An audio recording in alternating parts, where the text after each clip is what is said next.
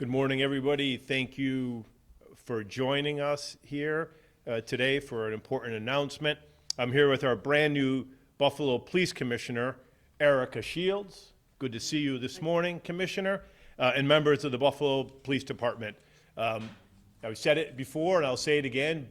Buffalo went on a nationwide search to find the most qualified candidate to be commissioner, the best of the best, and I am confident that we chose the right commissioner. She fits for the city of Buffalo. It was not a decision that was taken lightly.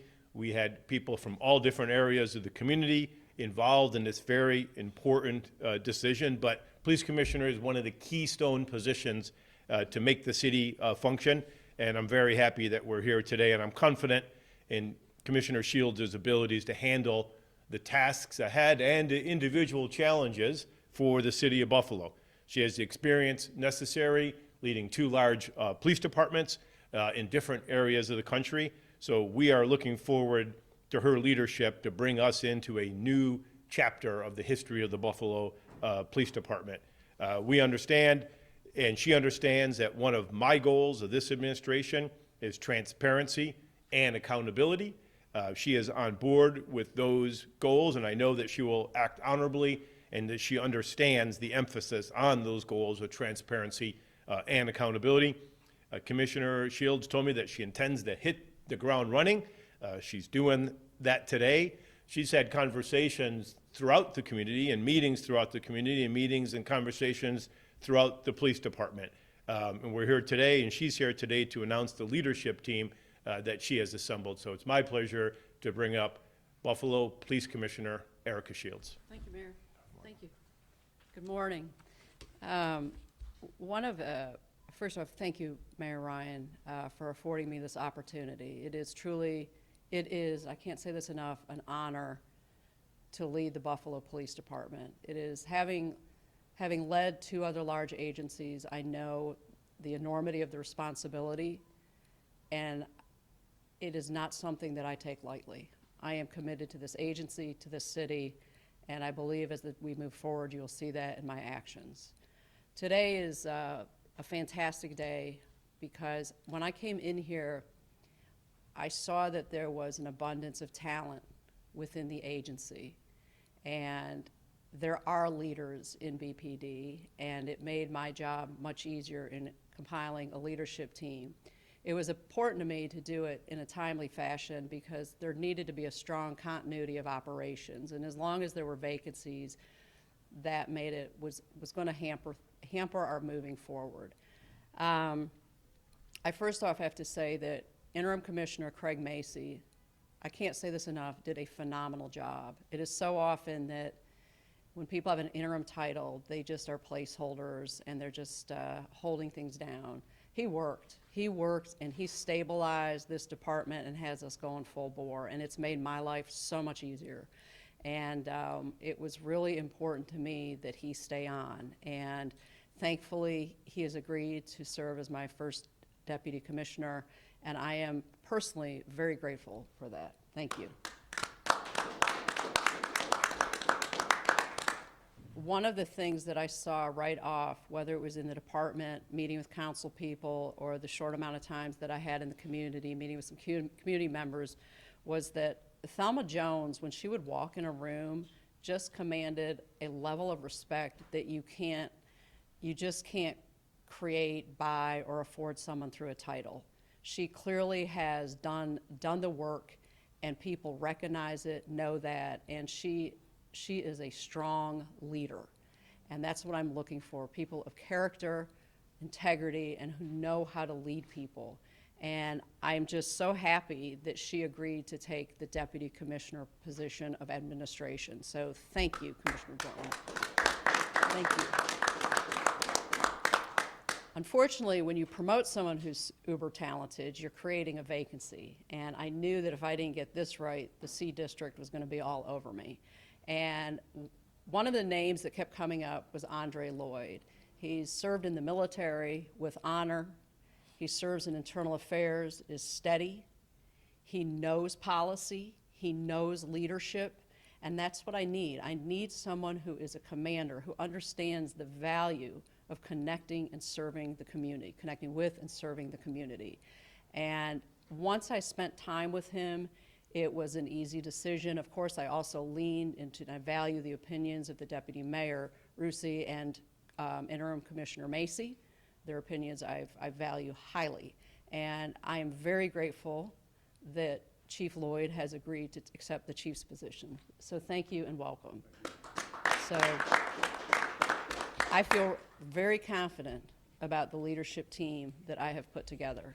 And I just would like to say thank you to each of you for stepping forward, assuming a greater responsibility, a greater role, and thank you again, Mayor Ryan, for affording me this incredible opportunity. Thank you.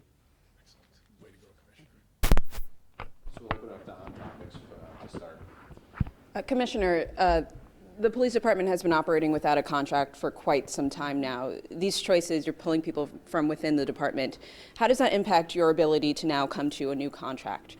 So I've had a great meeting with the union president, and I'm a firm believer that we can get this done. It's going to take time, it's going to take work, it's going to take discussions, but it's really important that I have people at the table who are professional, who will maintain a calm demeanor, who will continue to engage with the employees, with the union, the mayor's office. I'm looking for professionalism, and these folks embody that, and I think that'll help us get to the finish line on the union contract, yes. Recognizing that you've only had a couple of months to familiarize yourself with the department, are there any specifics you can give us on changes you want to see that, things you're looking to have done differently in any of the units? I'm not looking to change anything. I think one of the things that I've had conversations with the deputy mayor on is I do really want to review training and how we train and what we offer for training. I think that there's a lot of opportunity there to expand our platform and really provide the employees with more training opportunities that are specialized and will make them more proficient in their jobs. Commissioner, we knew you were starting on May 4th. There was no public swearing-in ceremony. Why not have a public swearing-in ceremony? I can only compare this to the last two jobs I've had, and I know it was a private one in Atlanta, and I guess it was public in Louisville. It was during COVID, so everything was rather surreal. I don't think that it wasn't something that was deliberately not public. It was just, my position to the mayor was, I want to start working. And if I'm going to be going out and leading this agency, I need to have the title of commissioner. Please swear me in and let me get to work. And so maybe I wore him down. I don't know. Commissioner, to get a better feel for not only the outcomes of the fellow police, but also the city itself, will you be doing any ride-alongs just to get a better feel? Oh, certainly. What makes Buffalo Buffalo? Oh, 1,000%. I think if you ask any commander the best part of their job, it was when they worked 911 patrols. So that's not, for me, a heavy lift. That is, if I had my druthers, I'd probably be going out in a patrol car every day, but that would be irresponsible at a different level. So no, I will be doing ride-alongs, and I look forward to meeting with the officers and also seeing what they're being faced with on a daily basis, because I understand it's different from when I patrolled, quite honestly. That being said, why the city of Buffalo? Why here? Well, as I've spoken to before, is I grew up in upstate New York. Buffalo was always the city that we went to. It was a city that I always loved. I still have family in Buffalo. When I saw that Mayor Ryan was elected, I identified with his platform. I appreciated his leadership. I felt that it was a strong mayoral administration that was taking office, and I don't say that lightly. That is my boss, and I need to be aligned on a strategy and a vision with my boss. I felt that strongly. I felt the department was strong. I just think it was a fantastic opportunity, and I'm grateful that I'm here. First couple of days, pleasant surprises. Excuse me for one moment. Being that she's new, would you mind just identifying yourselves? I should have asked you to do that earlier. MC Sean from BTPM NPR. 887 dial. Thank you. First couple of days, surprises, pleasant surprises, things that you want to work on. What have you seen so far that's different from what you saw from that flyer?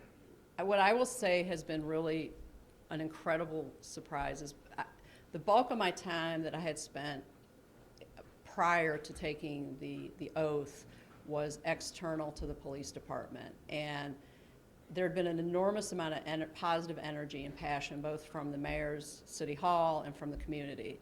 And it's been really rewarding to come into BPD and see that there's that same level of energy. The professional and sworn staff is so committed to this city, and that is not a given. And to have the positivity and the personnel who really want to see the agency do well is just so, as coming in as an outsider, it is so rewarding, and it makes me realize that we can hit unlimited goals, because I don't know if it's widely known, but there's a passion within BPD for this city. And that's not, like I said, that is not a given, and that's been very impressive. Commissioner Patrick Bryan, News 4. We hear transparency as a term thrown around a lot. How do you plan on implementing transparency as Commissioner of Buffalo Police? I think it's being candid, it's answering questions when you're asked, it's understanding that we serve as an agency, we serve the public, and it's not an us versus them. It's to the extent possible being just open about what's occurring. Now, understanding there will be times, whether it's a criminal investigation or internal investigation, where there may be limitations on the amount of information that can be released. But I think that at the end of the day, I truly believe police are doing the correct thing. And I think that when you aren't transparent, you're providing a narrative that is probably is creating a problem, whereas if you just are forward with the information, the public is very understanding of it. Hi, Monty Becker, 7 News. I wanted to ask you about last Friday. So right before you started, there was this very scary potential active shooter situation. There was Right. a huge response. I'm wondering if you looked at that, if you learned anything from that. Yeah, I've heard about it. I watched it on the news. It seems like, and I mean, this is where these incidents can really get legs quickly.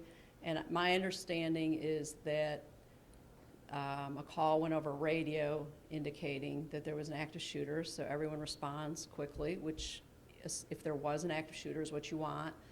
That on site there was a security guard who thought he may have heard gunshots, which further reinforced that there might be an active shooter. What I would say is I'd be more concerned if there was the belief that there was an active shooter and people were not responding and were not going in the building. And so I guess it's easy to say, well, look at this overreaction. But the flip side is I'm grateful that nothing actually occurred. And I think it's imperative that when these things come up, yes, you want to be deliberate and verify the incident, but if you have someone on site that says they may have actually heard a gunshot, you have an obligation to act on that. So I'm just grateful no one was actually injured. Commissioner, I'm sorry, you want to go first? Sure. Your confirmation was a split vote. Even those council members who did not vote for you said that they look forward to working with you. Have you met with any of them? What do you plan to do to allay any of the concerns? Oh, absolutely. So, yeah, and a couple of them have reached out to me that didn't vote for me, which I'm appreciative of. But let me say this. I'm grateful for the judicial process. I don't want things, customized. I'm glad that we had a robust process because I think when you have a process as robust as it was, it's very transparent. And there's nothing worse than someone just sliding into a position and then everybody wondering, how did they get there? These folks are professionals. They have a job to do. We are going to work together. But again, allow me to say, in the last month, really the bulk of my time has been external to BPD because I wasn't sworn as the commissioner. So I have an obligation now. My priority is to I'm digging in to get to know the men and women who work here. But yeah, the meeting with the council is absolutely, we'll be scheduling that, and I'll be doing their events, and it's all good. We have a common interest, and that is working for the city of Buffalo. Commissioner Jim Fink from WGRZ-TV Radio. Have you had a chance to meet with like Sheriff Garcia or some of the surrounding police chiefs from the suburban towns? Because it's talking about what Mackie said, the event at ECC the other day. Uh-huh. That plays into collaboration and cooperation. So have you had a chance to meet with Sheriff Garcia or some of the? I did meet with Sheriff Garcia. He came over the day that we made my announcement. And I still have to meet with many of the players in the area. Some of them I've met, some I haven't, but that is absolutely a priority to me. Commissioner Elson from News 4. Speaking of past incidents, like Maki was mentioning, next week marks 4 years since one of the darkest days in our city's history. Have you studied past events like that shooting or like our blizzard situations, and how has that kind of equipped you to move forward? Well, I think, yes, absolutely. I've studied it. I mean, the history of Buffalo is, and that is going to be one of its darkest chapters, sadly. But I think if you want to understand where a community is, where their heart is, you have to be familiar with that.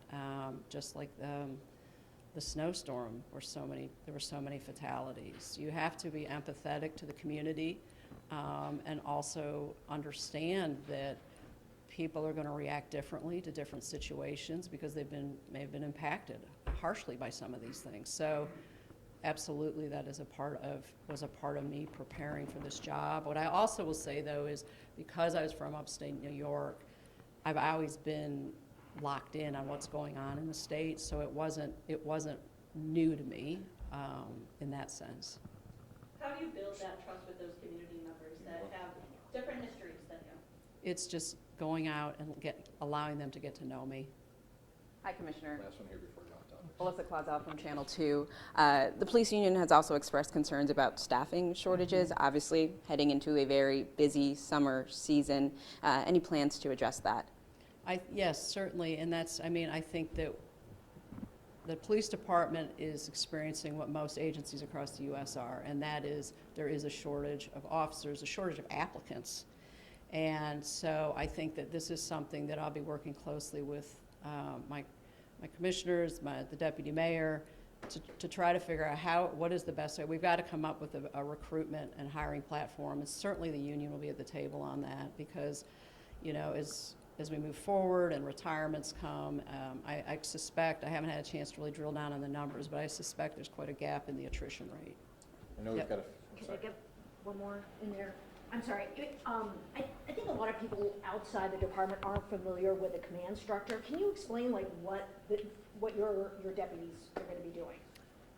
I'm going to defer to the interim Commissioner Macy because I'm probably going to make a couple of mistakes if I do it on my own. So how's that? That is good discretion. Sure. So thank you for that question. The rank structure in the Buffalo Police is the Commissioner, Commissioner Shields, and then there is the Deputy of Operations, which oversees all of patrol and specialized units. Then there is the Deputy of Administration, which deals with everything from payroll, contractual stuff, grievances, things of that nature, the chaplains. Then from there, we have district chiefs and 2 specialized chiefs, Chief of Detectives, as well as Chief of Schools and BHT. Can you explain the kind of organizational changes that took place last month? Sure, to streamline things, play to areas of responsibility that will feed off each other a little bit better. Like one of the things that was, I think, in need was the accident investigation unit for us did not fall under, it used to fall under the captain of special events. It's now falling under the chief of detectives. Then there is some other internal changes that took place with some of the TFOs that are task forced out to the different federal agencies so we can have a little bit different operational control of their stuff. All right, so let's wrap it up there. We'll do the off topics, but give some folks a chance to step away. Thank you, Pastor. See you. All right. Good job, Gino. Congratulations again. So Gina, are you okay? I know you have. Yes, I'm all right. Okay. Survival. It's all going through the court system right now. Is it? Commissioner, Deputy up here with Okay. Mayor. Yeah, we'll go. Off topics. Does Does anyone have any off-topics question? We're gonna just go home now. Question, good, how are you? Yeah. Question on the Lance Woods case. Yeah. Any update on that and the D district officer who was put on leave? So, you know, the Lance Woods investigation's all being handled by the state attorney general. So that, it's gonna be handled like any other, you know, criminal case. So it's gonna go through the whole due process. You know, that case, we don't see being resolved anytime soon. You wanna answer that second question? And the officer that was put on leave, any? Sure. There was a captain that is still on paid suspension. Their investigation is still going on. There was a interview with the Attorney General's office. From there, we will look at the department course of action after that case is settled and we're free to talk. Thank you. Commissioner, have you had a chance to meet with union leadership yet? And, you know, what does that kind of look like? What have you talked about? What concerns are you sharing back and forth? Oh, we had a great meeting, and we talked about everything. And I feel very positive that we can work collaboratively, and we have a shared interest in doing what is best for this department. Commissioner, your thoughts about ICE, and will the Buffalo Police Department cooperate with ICE? I think the mayor's put forward an executive order that hits it spot on, that federal civil immigration enforcement is not our job or our role. All right, thanks, everybody. One more about the school resource team. Ken Agi, I'm not sure if I'm saying it right, he was just appointed. There's been some pushback from parents and community members given his past, his disciplinary past. Any Sure. statement on that? So, you know, if there is pushback, we have not heard it, and there has been some cases that have been brought up. They've been brought through the internal affairs process. They are unfounded, right? And there's been 3 separate police commissioners that have promoted him to detective, lieutenant, and captain. With that same file, there was no add-ons from the time that he was promoted. And you know, in the short time that he's been there, I can tell you, I've called him at 10 o'clock at night, and he's still been at work. He's been at all the meetings. We've gotten a lot of great feedback for the amount of time that he's put into communication with the principals, some of the board members, and the parents. As the Sabres continue to win, does the coverage of Canal Side and the arena area remain the same? It will, and it could expand depending on the weather. You know, I would normally punt that to the Commissioner of Police, but that does fall under operations, so I am in a pretty good place to answer that. Any statement from anyone on the deputy mayor incident with the knife outside? You know, what happened there, and I guess how was he doing? Well, you could ask the deputy mayor how he's doing, because he's here. Yeah, but the incident, it just shows you that you've got to be constantly, you know, vigilant. You know, we appreciate, you know, the deputy mayor, the hard work he's done, but you know, when these things unfold, they unfold in a way you didn't anticipate. And certainly, you know, the person who's threatened the deputy mayor turns out to have been served decades in state prison after being part of one of the most notorious murders in the city of Buffalo, when you know, the head of the Greek church here in Buffalo was murdered. So, you know, no one saw that ending coming, but it just, you know, it just goes to show you, you got to be careful. And I really appreciate, you know, the deputy mayor always, you know, stepping up, because maintaining public order is on all of us, right? So, you know, someone's talking in the movie theater, you know, you shush them. Someone's urinating downtown Buffalo and in the middle of the morning, you tell them to stop doing that. So, but we got to be careful while we're doing that. All right, thanks, everybody.